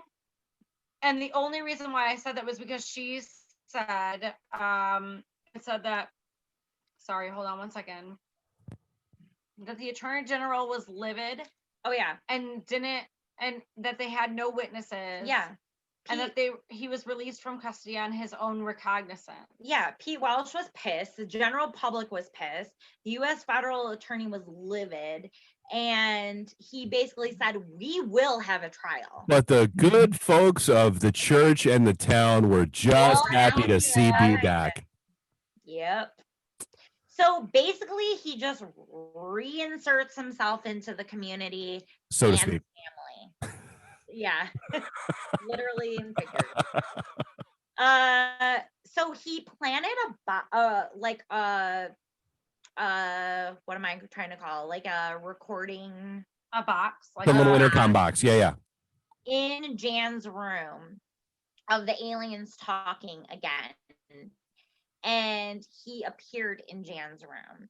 And he told her the mission was going to continue and to keep following the rules. Same thing I have. She would receive notes at school telling her to go to a phone booth where she would receive further instructions. So, and here's like, that's where that's weird is. So she said like friends would give her notes. So this jackass Random friends. is like random friends, and the random friends are going along with it. And that like, what? Yeah. Well, they're probably just like, I don't know who this Here's guy some is. fucking weirdo. Okay. He You know what I gave mean? me Like, $2. they're literally 13 years old. Yeah. It's like they're just doing whatever. I don't know. I It's also weird. had that written down that it was just like very weird that she was like responding to him, that the letters were coming from random friends, and that it was about him missing her. Yeah, and she loving got her. love letters from him, and then she would respond. So she would respond like corresponding with him, like saying that I also love you and I think about you too, and you know what I mean, like our love must be so great and all this stuff. At this point she says that she felt like he was a husband. Exactly. Well, and what's interesting is that they fell in love with the man, and she fell in love with him as a man rather than just like as somebody that she as knew the fun dad. Yep. Yeah. Well, and so and that's the thing. Like, so they have the letters, and so they were showing you the letters, and I feel like they did a good job picking a very young sounding voiceover actress to do the reading to hammer that point home. Like, she sounds like a small child. She actually feels herself that she's in love with him. Yeah. And then she wants to marry him. And then she gets a letter from him about her being in Oliver. And she is singing the song Where is Love, or not Where is Love. It's What He Needs. Is that What He Needs? As long as he needs me. Yeah. And I love fucking Oliver, and they ruined this entire fucking thing for me. I'll never fucking watch it again. I'm telling you right now. I will never watch it again. Seriously. Like, this shit has ruined Oliver for me. I've tried to watch it since, because I used to watch it on a weekly basis. And now I'm like, nope, can't watch it. And he is talking about the song As Long as He Needs Me. And he is like, oh, remember what it means in Oliver, and what that is saying, and you're saying that to me, and that's how I feel about you. Yep. And it's just so, like, to me, I'm like, I can't, because that is like a song that I've known since I was a child. I really don't want to fuck it up, but it fucked it up. But it's It fucked it up, dude. Yeah. Straight up, I can't listen to it anymore. Sorry, can't listen to it. I wish I could, though. So eventually she is like talking to him about that, and it ruins all my musicals. In spring of 1975, he calls daily to tell Marianne, her mother, that he's in love with her and wants her to come talk to him. To Marianne, not to see, and this is where that starts. This is where he starts talking to Marianne and is like, I'm in love with you. I want you to come be with me. I want you to get divorced and live with me. And basically he's saying, I'm going to sponsor you and your children. I will buy you like an apartment to be with me instead of with them. And then eventually. And here's the thing. So let's just, again, because to me it's all about the flow chart. So at this point in time, she already knows he had a little thing with the husband. She already knows he had a thing with the daughter. She already knows all of this, and yet and yet begins an affair with him. There's more than a few brain cells missing. Oh, yes, absolutely. So she met with him at his motorhome. He kept saying how much he loved her and they would have a great life together, and they slept together. Eventually, yeah. After that, Birch called Bob Broberg and told him what happened with him and his wife. And then the sexual affair continued to last. The balls on this guy. Hey, buddy, just banged your wife. But here's the thing. The balls on this guy, no, he knew exactly who he was messing with. He knew that Bob Broberg didn't have balls. Right. He knew that Bob Broberg wasn't going to do shit. Yeah, true. He knew it. He knew. That's where we're talking. Like, yeah, Jan wasn't necessarily vulnerable with how she grew up, but he knew his prey. Yeah, you're right. You're absolutely right. So Broberg knew this was a ploy to get Jan. Yep. And he spent during this time of the whole affair, he spent the night twice with Jan, and it was sexual during this point. So Broberg eventually files for a divorce. And Marianne was served a subpoena to leave the home because she was endangering the girls. And Bob Broberg takes the girls out of town. Marianne then goes to an attorney because she didn't want the divorce. And the attorney told her to cut out the cancer, aka Bob Berchtold. Get rid of this motherfucker. Get rid of the cancer. So she goes back home to Bob Broberg and says that she will cut out Berchtold and she didn't want him in her life anymore. Finally. And Bob Broberg agrees to like take her back, and they heal their marriage. During this time, Berchtold agrees to a plea deal to a felony charge of kidnapping in which he would get 5 years. The 5 years was remanded to 45 days. So that's how seriously they take kidnapping a child and taking him over to Mexico in the 70s. And Berchtold moved from Idaho and bought a family fun center in Wyoming called Jackson Hole in 1976. Jan wants to go work there. She is 13 at this time, and she was so insistent with her parents that everyone said that she basically made their lives miserable. Because she wanted to go work there and be with B. Berchtold called Marianne and said, Jan is coming to work here. And Marianne put her on a plane and sent her to Wyoming. She stayed there at Jackson Hole for 2 weeks. 2 entire weeks, which is insane. After this guy just kidnapped her daughter. So the mission. Sorry, child having technical difficulties. The mission continued, aka more sex. And then that's where I wrote remarkable she didn't get pregnant. And that's where I wanted to know about, like, which is crazy, what was happening, because he was obviously actively trying to get her pregnant. Exactly. So I just kind of wish they would have went more into that, where like, was she not menstruating, or what was happening that she actually, luckily, whatever, did. That would have been a whole new horrible dynamic to this story if that had been the case. Yeah.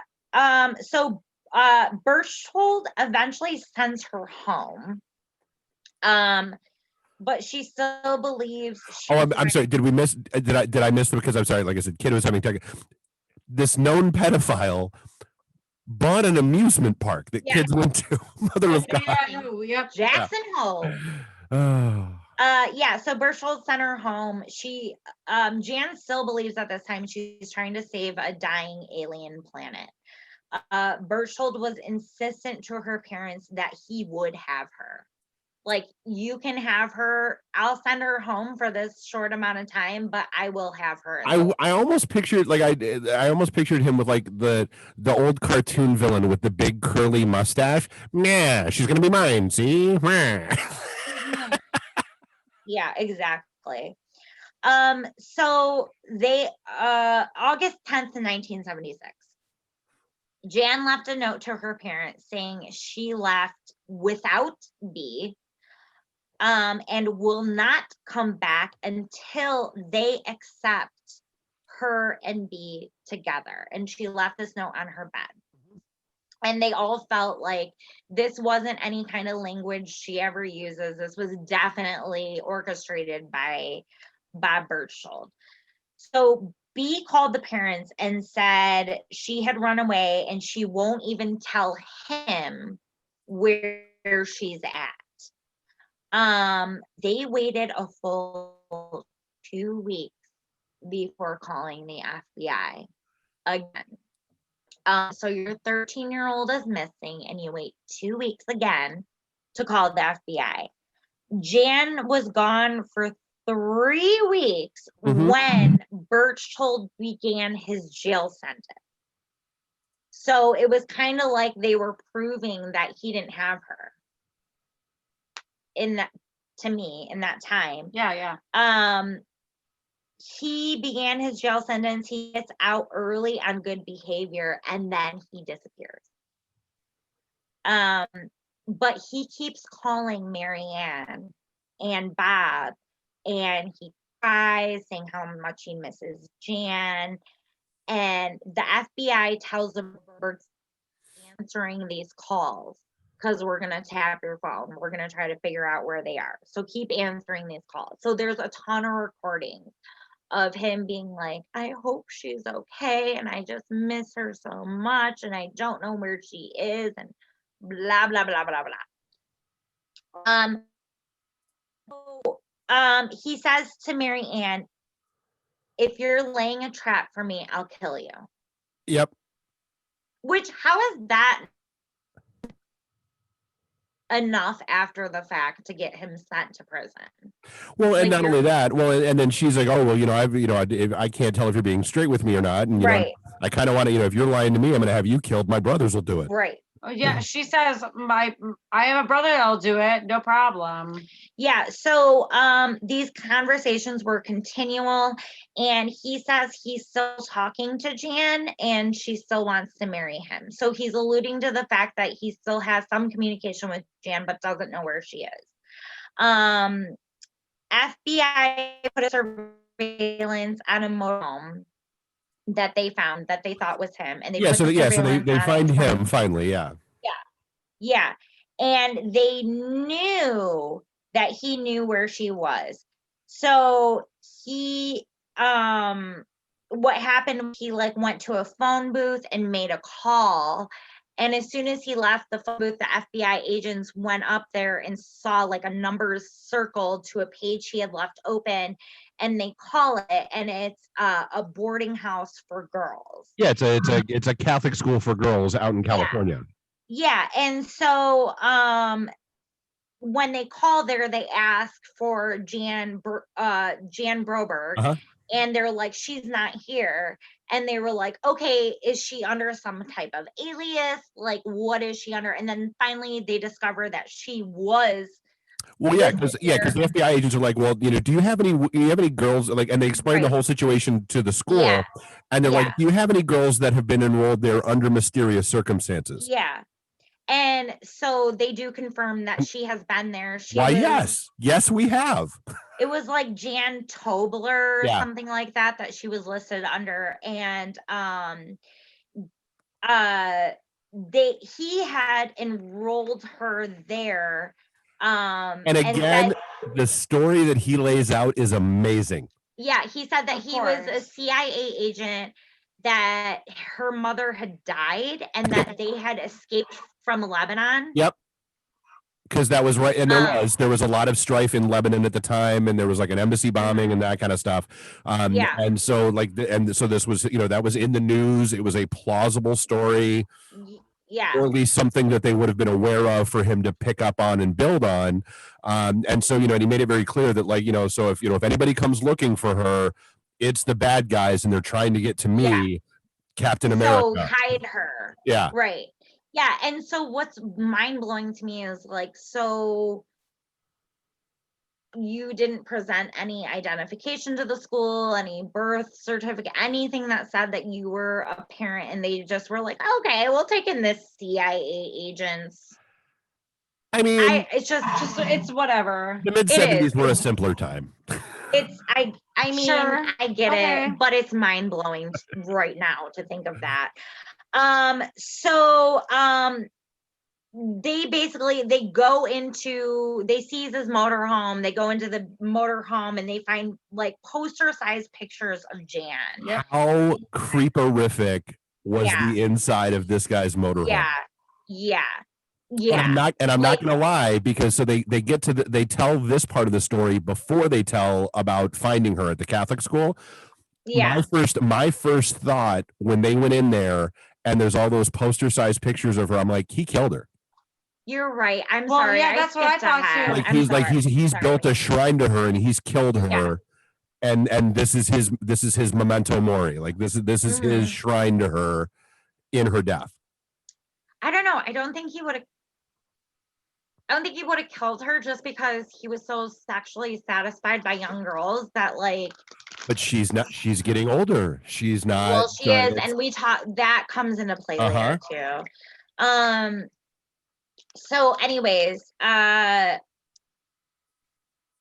this also in this time, Jan calls home, and it was like the first time they had heard from her in months, and the recording is so fucking weird. Like it's all these really like high pitched voices, and like she was just calling to say she missed them and she loves them and I'm all good, and like she also says like she has not seen B at all, so she's just like reaffirming that over like recordings. So that was like super weird. It was again clearly a scripted conversation because 1000%.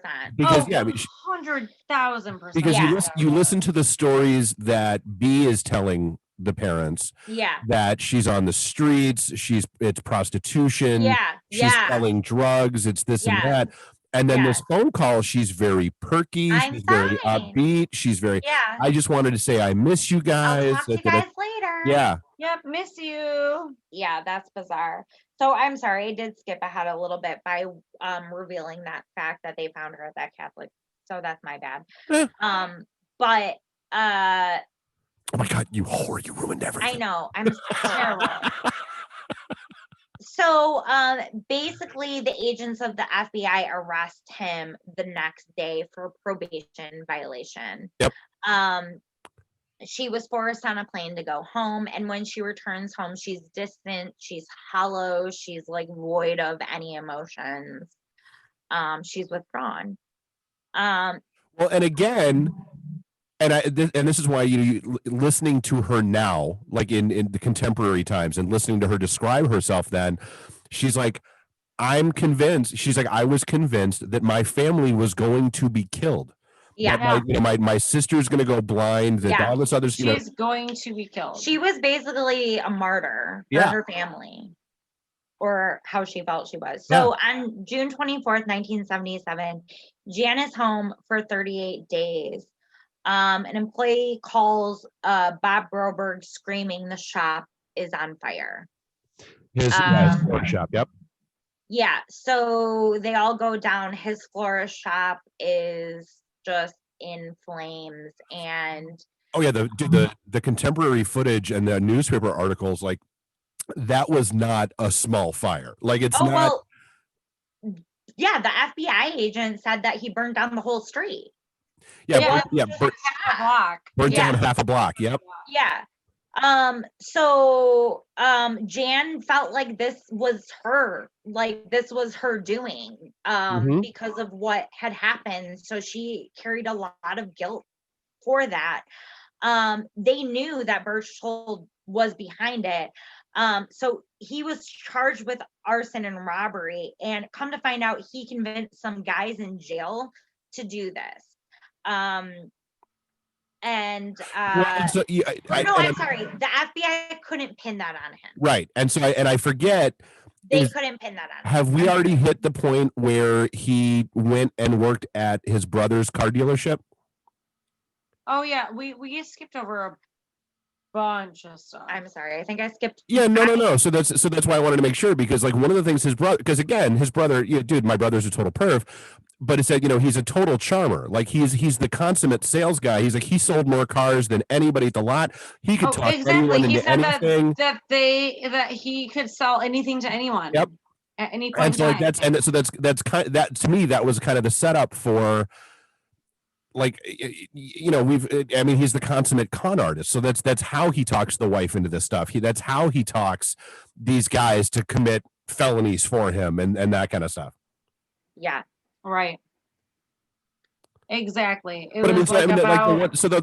one I think, like the one positive note, as it were, that came out of that is, Jan says contemporarily, that the one thing she really remembers of that night is her father putting his arms around his wife and all the kids and saying, "Let it burn. I don't care. Everything I need is right here." Yes. Yeah. You're like, "Aw." I mean, like, yeah. Aw, you gave a guy a handy. You gave a guy a handy. And he burnt down your business. That's what we remember of you. And then he banged your wife and burned your floor to the ground. Exactly. So Apparently, you didn't do a good enough job there, Bob.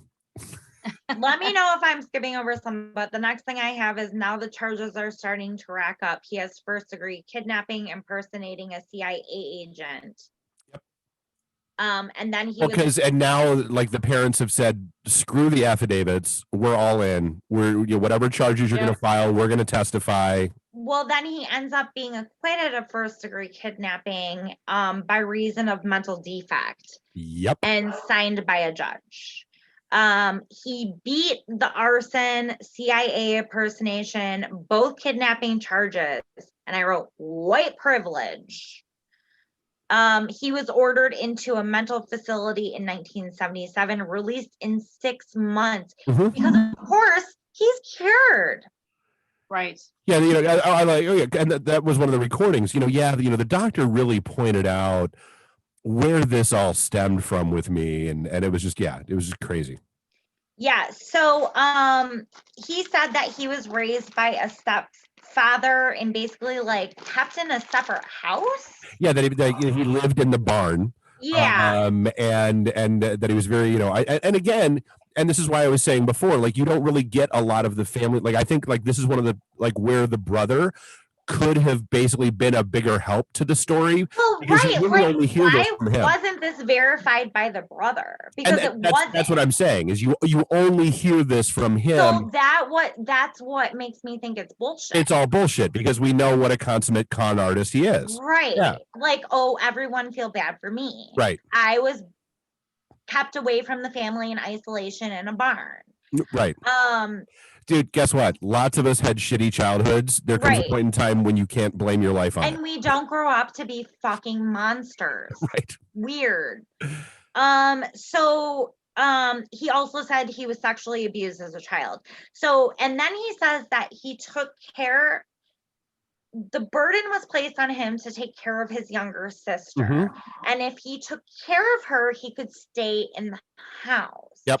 And this is basically where his affinity his compulsion, as the doctor put it. Compulsion to take care of younger girls came from, was this experience. Take care of. Right. Take care of, in the most fucked up way. So the next thing that I have, and tell me if I'm wrong, but the next thing I have is he starts losing interest in Jan because she's getting older. And she wanted to go to like this drama camp at age 16. And she's actually worried about this because in her mind, the clock is ticking. Yes. Her parents allow her to go because they're like, we want her to like start forming a normal life after all of this bullshit. So they allow her to go. And there was some story about like how a boy at camp was like interested in her. Well, so and that's, you know, and she said that it was at that camp where she started to have the life experiences that she needed to have in order to start questioning this entire chain of events. Story. Right. Yep. So she begins questioning, that's what I wrote, the alien story. Her 16th birthday rolls around and she knows she needs to be pregnant according to the mission that was laid out to her as a child. So if she's not pregnant, by the time she's 16, she decides that she's going to commit a homicide murder. Well, and so her mom, like, she calls back home at one point, and the mom says, "Hey, you just, hey, how are things going?" And the mom's like, "Oh, I think I fed something wrong to the dogs because all 3 dogs are just sick and not having a really good day." Yes. And she's like, "Oh my God, this is because of me. It's because I'm yeah." And my immediate thought when I saw that was he poisoned the fucking family dogs. Which wouldn't have surprised me either. Oh my God. I know. I was like, they're gonna die. They're gonna die. I can't watch a movie where dogs die. Yeah. That was my thing. But turns out they were fine. Yeah. Thank God. Yeah, the next day the dogs were fine. And and that's where she starts that's where she starts like saying, "Okay, so I'm 16 and the dogs were fine and my sister's not blind." Well, yeah, so she said she woke up on her 16th birthday and realized everyone was okay. Yeah. She realized nothing she had been told was real. So I think that's really when the spell broke and she realized she was just been told a bunch of bullshit. So then eventually she tells her parents the whole story. Well, and doesn't she start by talking with friends? Yes, and she starts by telling her best friend, and then her and the friends are like, "Holy shit, that is the biggest line of crap I've ever heard in my life. You absolutely have to tell your parents this crap." And that's when she finally breaks down and tells them, tells them why she's been so distant and everything else. Yeah. But even her sister says that her parents didn't probe very much because they didn't want to know. They don't want to know the whole story. They don't want to know the full story and what happened to her and where she was and what exactly she experienced. Yeah. And so then she said that she says that they engaged in sexual acts more than 200 times in the time that she was like experiencing her time with B. I'm trying to remember, because I remember the number 200, but I'm trying to remember, wasn't that, she said, if I had to put a number to the amount of times that he tried to get in touch with me or wanted to get with me after the second time, she said it would have to be close to 200. It would have to be close to 200 times that he tried to contact her after the fact. And then, after that, obsessed much? She's saying that she engaged in sexual acts with him and that the mom decided that she was going to write a book on how this all happened and how Jan begins to speak about her sexual abuse in public. So 28 years later, right, we find out that she's speaking to people about her trauma from sexual assault publicly. And her mom writes this book, Stolen Innocence. And the fucked up part is that B. Berchtold keeps showing up at these events that they're speaking at to intimidate them and tell the people that are holding these events they're telling lies. Yep. Don't listen to these people. They aren't telling the truth. Jan finally files, and he begins to threaten the family. Jan finally files a stalking injunction, and he contests it, and they have to go to court together, where they both show where they have up. to be and she says basically, I can't believe this jackass contested it. I'm pretty sure he did it just so he could see me. Yes. And that's the thing, is that I've actually been in this situation where I've had to deal with that exact situation, and my person showed up as well. So it's like you're being forced to be in the same room as them. You're just being re-traumatized. Yeah, exactly. And we talked about this. Questions about her intentions to make a movie. He's asking her. Oh yeah, there's courtroom tapes. So in the documentary, you actually see these courtroom tapes. Yep. He doesn't even have an attorney. He's just sitting at the table and he's looking right at her and he's having a conversation with her. And he's just so arrogant and such a fucking piece of shit. It's just like Ted Bundy, where it's like, I can represent myself. I don't give a shit. She eventually confronts. I'm smarter than everyone. Yeah, I'm smarter than everyone. Right, and I can manipulate everyone around me. She eventually confronts B and she starts saying, like, if you wanted to really apologize to me, then you would admit what you did was wrong and everything you were doing, and you would serve your time in jail. Oh, and he's like, well, isn't it your goal to have a movie made? She's like, no, it's my goal to not ever see your ass again. Right. She says that it's my goal to make sure that no one ever experiences the same trauma that you did to me. You put me through, right? And it's a valid thing for her to want to do. So for what it's worth, so the book is a different title. The book is called Stolen Innocence. Yeah, that's what I said. Okay, sorry, I missed that. Yeah. So at one of the events that they go to, she was going to be protected by BACA, which was Bikers Against Child Abuse. And Berchtold shows up and he clashes with these bikers. And basically, he runs over one of the bikers. And the cops come and he's arrested because he has a gun. And he's a felon. So that's a problem. It was aggravated assault. And he's also charged with aggravated assault. And so this is where the brother is a little bit weird, because the brother's like, well, I mean, he showed up, but the biker jumped onto the roof, onto the hood of his van, and really made it look a lot worse than it really was. And like, dude, you weren't supposed to be there, dude. Right. But also, we didn't have like from the people that make the documentary, like I would love to read that real police report. Like, did anyone actually jump on the hood of his van, or did he just like drive straight through the bikers? Right. I mean, we don't know. We're just hearing like us. Because that's the brother said, one of the bikers yells out, "Oh, that's him. Let's get him." Yeah. And I'm like, are you which just is what trying you to would like expect. save face for your brother, like for some odd fucking reason, because you're weird and you're missing a bunch of teeth? So he's charged with this possession of having a firearm. Yeah, felon in possession of a firearm, as well as aggravated assault.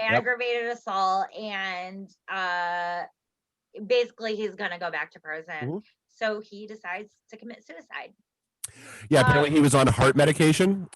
My favorite is the brother saying this, because it's like the most anticlimactic thing. He's like, took a bunch of heart medicine and drank a bunch of Kahlua and killed himself. And milk.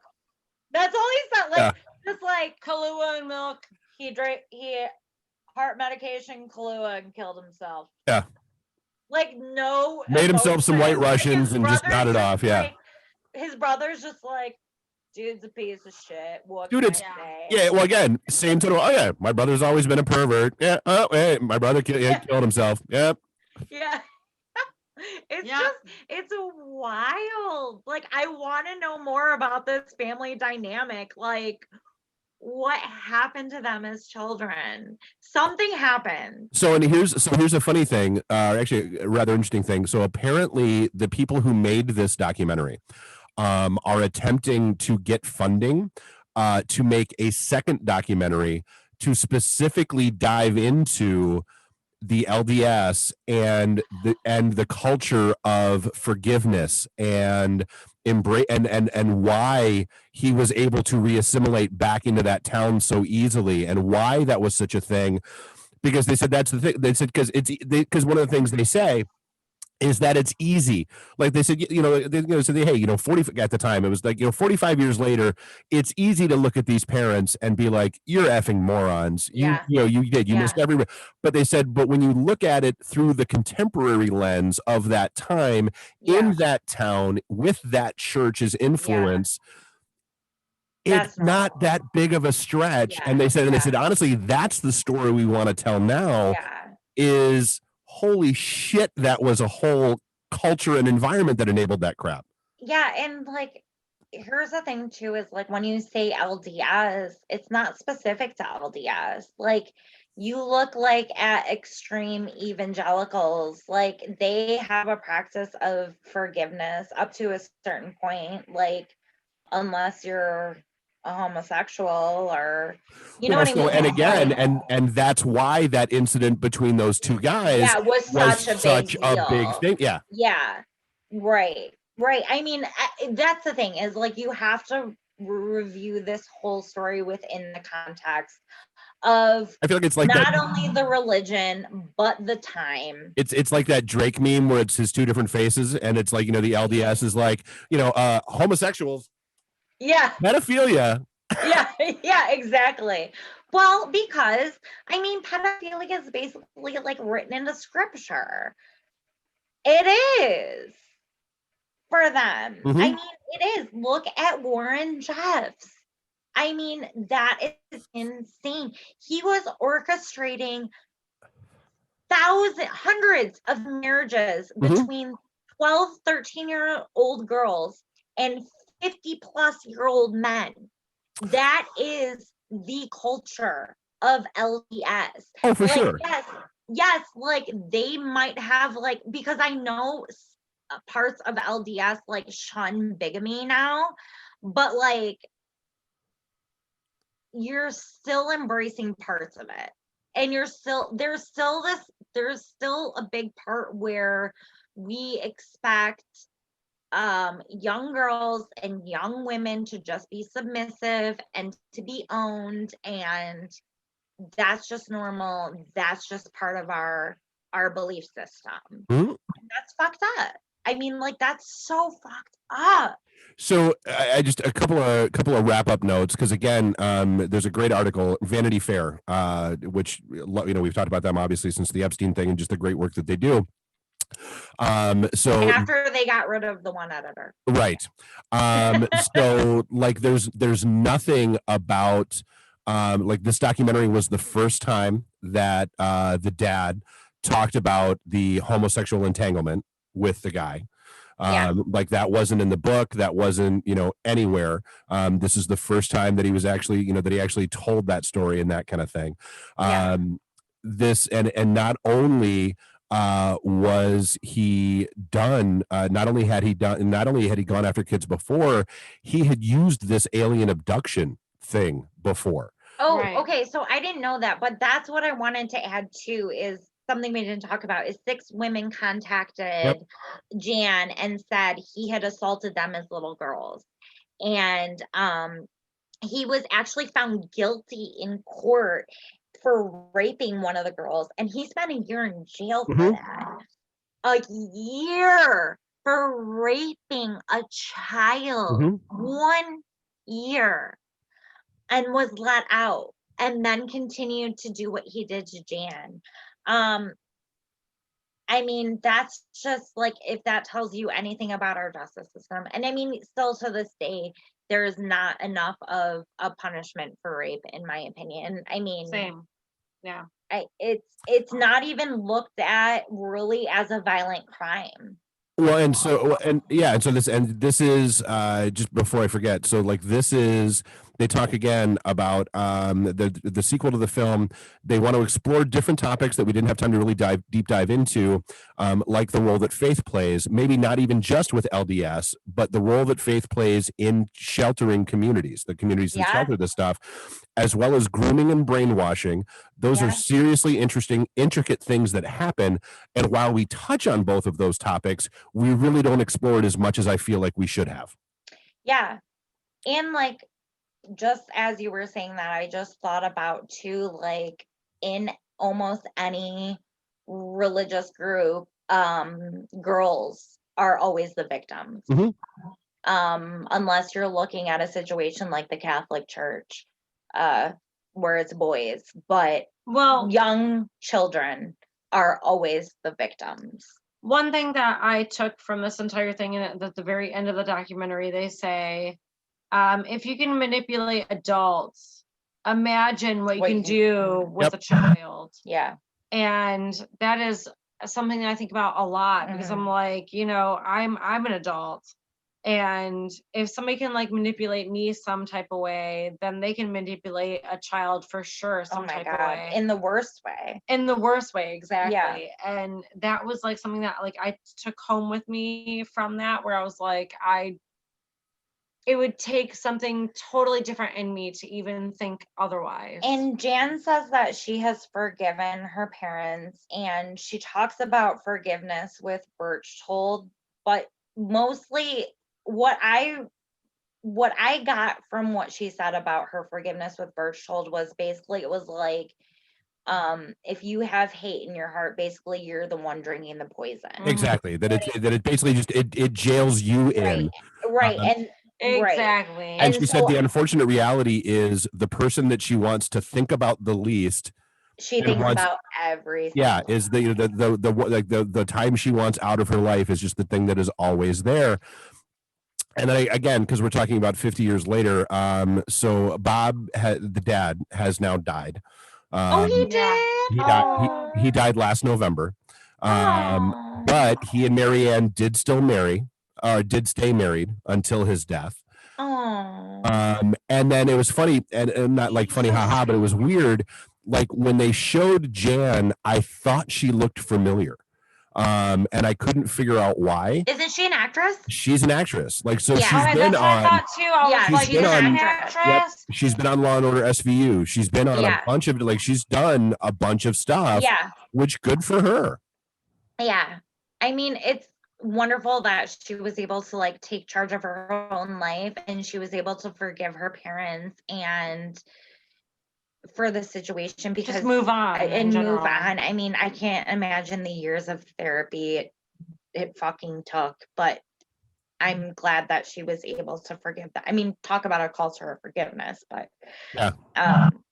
it's good that you were able to forgive your parents for that, because I feel like they loved their daughter deeply. Absolutely. I feel like, which again, at the very start of this, that's where we started. They were as much groomed and brainwashed as she was. Absolutely.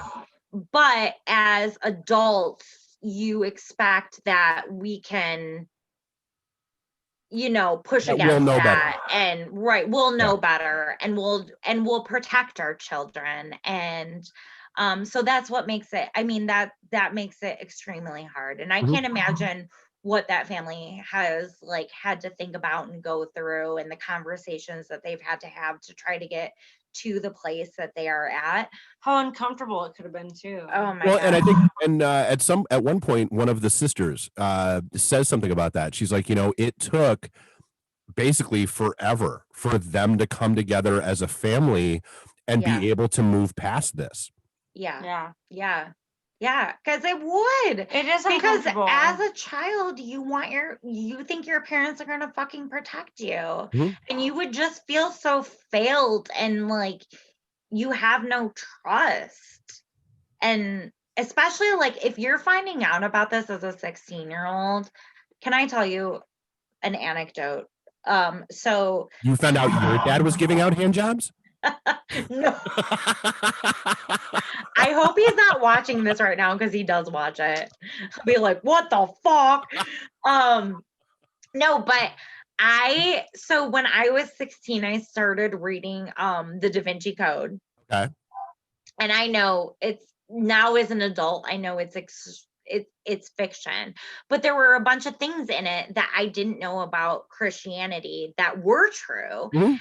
And so the year that I was 16, my dad actually forced all of us to go to church on Easter with my grandma. And I was like, this is bullshit. I was like, he was not even born on Christmas. He was born sometime in April. You think the whole church is fucking you guys all? Like, I was pissed. So to think that she found all of this out as a 16-year-old, like, you're already going through like You're in rebellion. those peak rebellious years to begin with. Right, Yeah. where you're already questioning Oh yeah. everything. And so I can just imagine like the hate that she had, like for her parents and for like everything she had been told was true. Like, your whole identity is fucking screwed. Yeah. Because of that. Like, yeah, because so I mean, at the end of the day, your family is supposed to be your foundation. Like, it's like that's supposed to be your rock above all else. Right. And when you find that to not be true for whatever reason, that's a problem. Right. That fucks with you. It fucks with you big time. Yeah. So Wild Ride. I hope they do make another. Well, and it's funny because they talk about what like when basically she says, in a perfect world, it would probably be a trilogy.